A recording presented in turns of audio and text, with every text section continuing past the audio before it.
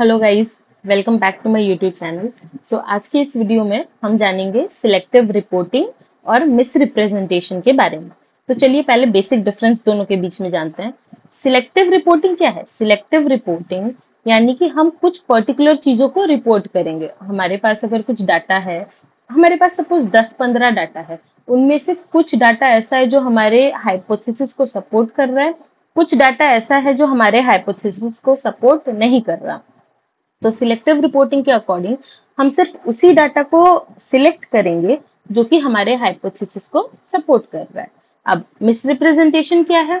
हमारे पास अगर वो 15 सेट ऑफ डाटा है जिनमें से कुछ सपोर्ट कर रहा है, कुछ नहीं कर रहा, तो हम क्या करेंगे, जो डाटा सपोर्ट नहीं कर रहा उसको मैनिपुलेट करेंगे और फिर जाके हमें पूरा 15 का 15 सेट डाटा का जो कि हमारे हाइपोथेसिस को सपोर्ट करेगा, हम उसको ले लेंगे। यानी कि सिलेक्टिव रिपोर्टिंग में सिर्फ हम पॉजिटिव चीजों को कंसिडर करेंगे, लेकिन मिस रिप्रेजेंटेशन में हम नेगेटिव चीजों को भी कन्वर्ट कर देंगे पॉजिटिव में और फिर जाके सबको ले लेंगे। तो चलिए शुरू करते हैं। Selective reporting as and misrepresentation of data are critical issues in scientific research and publication ethics। ये एक तरीके से critical issues है ethical consideration में। रिसर्च करते समय अनएथिकल प्रैक्टिस है जो कि कई लोगों के द्वारा किया जाता है। ठीक है, चलिए पहले सिलेक्टिव रिपोर्टिंग के बारे में जानते हैं। What is selective reporting?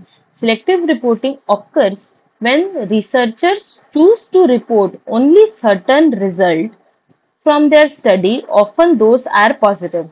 यानी कि हम अपने पूरे रिसर्च के रिपोर्ट में से सिर्फ उन चीजों को रिप्रेजेंट करेंगे या उन चीजों को ऐड करेंगे अपने रिसर्च पेपर में जो कि पॉजिटिव रिजल्ट्स दिखा रहा है या फिर जो कि स्टैटिस्टिकली सिग्निफिकेंट है, और हम ओमिट कर देंगे उन चीजों को जो कि नेगेटिव है या नॉन सिग्निफिकेंट है या कॉन्ट्राडिक्ट कर रहा है हमारे अजम्पशन के साथ। ठीक है, समझ में आया?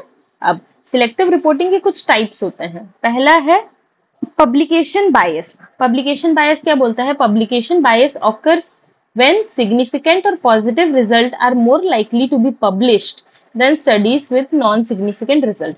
फॉर एग्जाम्पल, अगर मैं किसी चीज के ऊपर पेपर लिख रही हूँ, ठीक है, और मैं सिमिलर टाइप का पेपर्स खूब सारा डाउनलोड की। अब डाउनलोड करने के बाद मुझे पता चला कि जो मेथोडोलॉजी पेपर्स पे यूज हुआ है उनमें से कई पेपर्स ऐसे हैं जो कि पॉजिटिव रिजल्ट दिखाए हैं, लेकिन सिर्फ एक या दो पेपर्स ऐसे हैं जो नेगेटिव रिजल्ट दिखाए हैं। तो अब मैं क्या चाहूंगी? मैं चाहूंगी कि मैं पॉजिटिव रिजल्ट दिखाऊं ताकि मेरे पेपर के पब्लिश होने के चांसेस बढ़ जाए।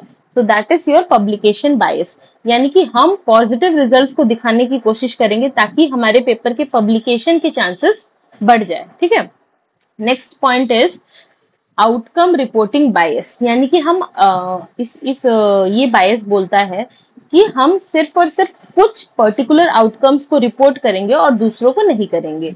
This occurs when only certain outcomes of a study are reported while others are not। हम अगर 10 चीजें हमारी आउटकम हुई हैं तो उनमें से हम 2 या 3 चीजों को सिर्फ और सिर्फ रिपोर्ट करेंगे, बाकी चीजों को छोड़ देंगे। यानी कि बेसिकली जो भी चीजें हमारी हाइपोथेसिस को सपोर्ट करेगी, हम सिर्फ उन चीजों को ही रिपोर्ट करेंगे। ठीक है, now next point is data dredging. Data dredging क्या बोलता है? This occurs when multiple statistical test are performed on data set to find significant result even if the result are not meaningful और relevant. यानी कि हम क्या करेंगे, हमारे पास डाटा है, सपोज फॉर एग्जांपल एक रिसर्च में हम प्राइमरी डाटा कलेक्शन किए हैं। ठीक है, अब डाटा कलेक्ट करने के बाद उसको हम स्टैटिस्टिकल टूल्स में टेस्ट करेंगे। स्टैटिस्टिकल टूल्स आपके SPSS हो गए, SCM हो गए, स्ट्राटा हो गया, AMOS हो गया। तो हम क्या करेंगे, हम बहुत सारी चीजों को सर्च करेंगे, मतलब बहुत सारे उसमें स्टैटिस्टिकल टूल्स अप्लाई करेंगे। फॉर एग्जांपल R-स्क्वायर, correlation, regression, chi square test, T test, Z test. तो हम अलग अलग तरीके के टेस्ट उस डाटा सेट पे करके देखेंगे और जोन सा टेस्ट का रिजल्ट, जिस भी टेस्ट का रिजल्ट पॉजिटिव निकला, हम उसको यूज करेंगे। यानी कि डाटा ट्रेडिंग बोलता है हम अलग अलग स्टैटिस्टिकल टूल्स को यूज करेंगे और जोन से स्टैटिस्टिकल टूल का रिजल्ट पॉजिटिव निकलेगा, हम सिर्फ और सिर्फ उसको यूज करेंगे अपने रिपोर्ट में प्रेजेंट करने के लिए। भले ही वो टेस्ट मीनिंगफुल ना हो, रेलिवेंट ना हो हमारे डाटा के साथ, बट हम उसको शो करेंगे। ठीक है, अब नेक्स्ट है स्पिन। स्पिन क्या है? Spin occurs when the presentation of the result is biased or slanted towards a certain interpretation or conclusion, even if the data do not fully support it. यानी कि suppose for example मेरा research है। अब कोई भी research, उसके दो criteria होते हैं, एक पॉजिटिव एक नेगेटिव। तो हम क्या करेंगे, भले ही हमारा रिजल्ट बायस्ड आंसर दिखा रहा है, ठीक है, मतलब हमारा रिजल्ट बायस दिखा रहा है, लेकिन हम फिर भी उसको अनबायस शो करेंगे। हमारा रिजल्ट नेगेटिव निकल रहा है, लेकिन हम फिर भी रिसर्च पेपर में दिखाएंगे नहीं वो पॉजिटिव है। बायस्ड डाटा को हम लोगों को दिखाएंगे, बायस्ड डाटा को हम लिखेंगे अपने रिसर्च के रिपोर्ट में, मतलब हम जानबूझ के मैनिपुलेट करेंगे चीजों को, तो वो हो जाएगा स्पिन। मतलब एक तरफ स्लैंट कर देंगे डाटा को। फॉर एग्जाम्पल यूजुअली जो होता है, ये एक second, let me just tell you, एक सेकेंड। हाँ, ये ऐसे करके एक बनता है ना, ऐसे करके एक रहता है। अब ये है सेंटर पॉइंट, यहाँ रिजल्ट है हमारा पॉजिटिव और यहाँ रिजल्ट है हमारा नेगेटिव। अगर हमारा जो डाटा है वो हर जगह है, यानी कि पॉजिटिव में भी कुछ है नेगेटिव में भी कुछ है, हम क्या करेंगे, लेकिन हम अपने रिजल्ट को पॉजिटिव तरफ में दिखाएंगे, तो वो हो जाएगा स्पिन, मतलब जहां हम ज्यादा पॉजिटिव चीजों को फोकस करेंगे। ठीक है, समझ में आया? सो अब नेक्स्ट वाला है सिलेक्टिव साइटेशन। सिलेक्टिव साइटेशन में क्या होगा, फॉर एग्जाम्पल हम किसी चीज के ऊपर रिसर्च कर रहे हैं और हमें इसके रिलेटेड 20 पेपर्स मिले हैं। हमें कितने रिसर्च पेपर मिले? 20। अब इनमें से 5 पेपर ऐसे हैं जो कि नेगेटिव शो कर रहे हैं रिजल्ट, ठीक है, और बाकी 15 पेपर ऐसे हैं जो कि पॉजिटिव रिजल्ट शो कर रहे हैं। तो हम क्या करेंगे, हम उन 5 पेपर्स को साइट करेंगे ही नहीं, भले ही वो हमारे रिसर्च एरिया के साथ रेलिवेंट है, लेकिन हम उन पेपर्स को कंसिडर ही नहीं करेंगे, तो वो हो जाएगा सिलेक्टिव साइटेशंस। ठीक है, मतलब हम सिर्फ और सिर्फ वो बचे 15 पेपर्स को कंसिडर करेंगे और वो 5 पेपर को इग्नोर कर देंगे।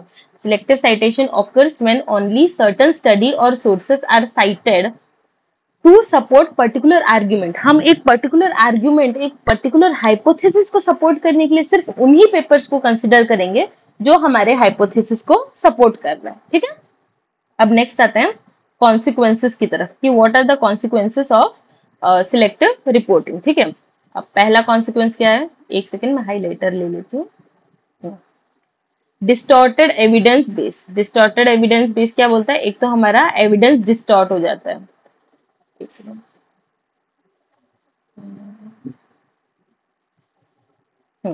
एविडेंस डिस्टॉर्ट हो जाता है क्योंकि हम गलत रिजल्ट इंटरप्रेट करेंगे, गलत रिजल्ट लोगों को दिखाएंगे, तो वो एक तरीके से नेगेटिव इफेक्ट डालेगा रिसर्च में। सेकंड है रिप्रोड्यूसिबिलिटी इश्यूज, यानी कि सपोज फॉर एग्जांपल मेरा रिसर्च पेपर पब्लिश हो गया और मैं उसमें गलत रिजल्ट दिखाई हूँ। अब मेरे रिजल्ट को कंसिडर करते हुए लोग चाहेंगे सिमिलर टाइप का रिसर्च करने के लिए, और जब वो रिसर्च करेंगे उनका रिजल्ट नेगेटिव आएगा तो दे विल गेट कंफ्यूज्ड कि वो जिस पेपर को रेफरेंस की तरह यूज कर रहे हैं, यानी कि वो अगर मेरा पेपर रेफरेंस की तरह यूज कर रहे हैं और मेरे पेपर में रिजल्ट पॉजिटिव आया है, तो that will create a confusion on them कि उनका रिजल्ट कैसे नेगेटिव निकल रहा है और मेरा रिजल्ट कैसे पॉजिटिव निकल रहा है। ठीक है, when other researchers attempt to replicate findings, they may encounter difficulties if original study did not report all the relevant data and method। यानी कि जब कोई रिसर्च को रिप्लिकेट करने की कोशिश करेगा, मतलब उसी तरीके के रिसर्च को दोबारा करने की कोशिश करेगा, तब उसको इश्यूज फेस होंगे। एक तो उसके रिजल्ट सही नहीं आएंगे क्योंकि मैंने अपने रिजल्ट गलत दिखाए हैं, और वो जब उनके रिजल्ट नेगेटिव आएंगे तो फिर उनको वो चीज इश्यू करेगा कि पुराने पेपर्स में रिजल्ट पॉजिटिव है और इसके रिजल्ट नेगेटिव कैसे आ रहे हैं। सेकेंडली, मैं कुछ पर्टिकुलर इंफॉर्मेशन को दिखाऊंगी अपने रिसर्च पेपर में और कुछ पर्टिकुलर इंफॉर्मेशन जो कि रेलिवेंट है बट जिनके रिजल्ट्स नेगेटिव आ रहे हैं उसको शो ही नहीं करूंगी मेरे रिसर्च पेपर में। तो आगे आने वाले रिसर्चर्स जो भी मेरे रिसर्च पेपर को एज ए बेस यूज करेंगे उनको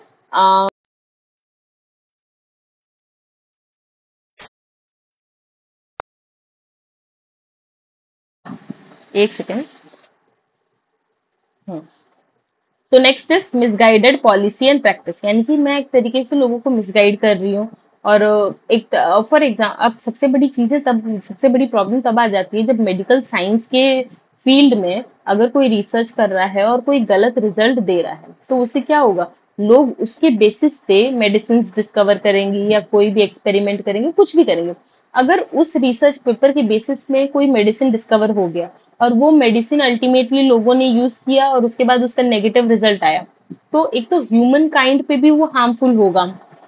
तो कॉमर्स के फील्ड में फिर भी ये एक तरीके से इतना हार्म नहीं करता, लेकिन medicine, public health, science, biology, microbiology, इन सारे डिपार्टमेंट, इन सारे फील्ड्स में बहुत ज्यादा कॉन्सिक्वेंसेस इस तरीके की चीजों के बुरे देखे जा सकते हैं। ठीक है, अब हम जानेंगे what is misrepresentation of data. What is misrepresentation of data? Misrepresentation of data में क्या होगा, हम डाटा को गलत रिप्रेजेंट करेंगे, यानी कि डाटा हम ऑलरेडी निकाल चुके हैं, अब वो डाटा हमारे रिसर्च के साथ कंप्लाई नहीं कर रहा है, तो हम क्या करेंगे, डाटा को मैनिपुलेट करेंगे, डाटा को अल्टर करेंगे, कुछ इस तरीके से डाटा को प्रेजेंट करेंगे कि वो हमारे हाइपोथेसिस को सपोर्ट करेगा। ठीक है, misrepresentation of data involves manipulating, altering and fabricating research data to produce desired outcomes। यानी कि हम क्या करेंगे, मैनिपुलेट करेंगे, अल्टर करेंगे, फैब्रिकेट करेंगे रिसर्च के डाटा को, ताकि हमारा जो डिजायर्ड आउटकम है वो हम पा सकें। अब इसमें जो टाइप्स हैं वो पढ़ते हैं। पहला है data falsification. Now what is data falsification? पिछले वीडियो में मैंने समझाया था, डाटा फॉल्सिफिकेशन मतलब बने हुए डाटा को झुटला देना। मतलब हमारे पास किसी तरीके के डाटा है और वो हमारे हाइपोथेसिस को सपोर्ट नहीं कर रहा है, तो हम क्या करेंगे, डाटा को मैनिपुलेट करेंगे ताकि वो हमारे हाइपोथेसिस को सपोर्ट करे। ठीक है, अब नेक्स्ट पॉइंट है data cherry picking. Data cherry picking क्या है, मतलब जैसे केक के ऊपर चेरी रहता है और हम सिर्फ उस चेरी को खा लेते हैं कई लोग, तो ये वैसे ही कुछ चीज है। देखिए, this occurs only when certain data points are selected, certain data points are selected or highlighted to support a particular conclusion while other data points are ignored। यानी कि हम कुछ पर्टिकुलर रिजल्ट्स को ही सिलेक्ट करें, ये एक तरीके से सिलेक्टिव रिपोर्टिंग जैसे ही हुआ। लेकिन सिलेक्टिव रिपोर्टिंग क्या होता है, हम रिसर्च पेपर में क्या चीजें रिपोर्ट कर रहे हैं। लेकिन डाटा चेरी पिकिंग मतलब हम सिर्फ उन पर्टिकुलर डाटा सेट को कंसीडर कर रहे हैं जो कि हमारे हाइपोथेसिस के साथ अलाइंड हो रहा है। समझ में आया?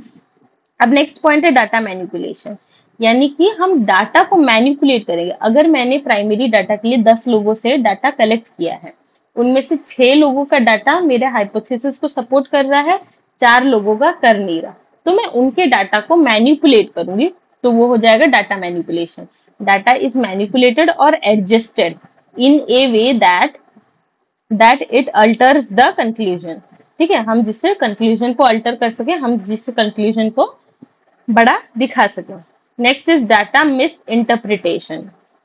मिस इंटरप्रिटेशन तो यही है, this occurs when data is presented in a way that misleading और दैट इट इज मिसलीडिंग और मिस इंटरप्रिटेशन। मतलब डाटा इस तरीके से प्रेजेंट किया जाएगा कि वो मिसलीडिंग बन जाए लोगों के लिए, उसको मिस इंटरप्रिट किया जाएगा। अब वो कैसे होगा, उसके एग्जांपल्स देखिए। आप कोरिलेशन को कॉजेशन की तरह दिखाएंगे, यानी कि कोरिलेशन क्या होता है, दो चीजों के बीच में, दो वेरिएबल्स के बीच में खाली किस तरीके का रिलेशन है वो बताता है, रिलेशन एग्जिस्ट की करता है या नहीं बताता है। लेकिन हम उनको कॉजेशन की तरह अगर दिखाएंगे, यानी कि उसके रिजल्ट को पॉजिटिव नेगेटिव फॉर्म में दिखाएंगे, तो वो हो जाएगा, वो एक तरीके से इफेक्ट करेगा। हम कोरिलेशन को कॉजेशन की तरह दिखाएंगे। ठीक है, और failing to acknowledge alternative explanation for the data.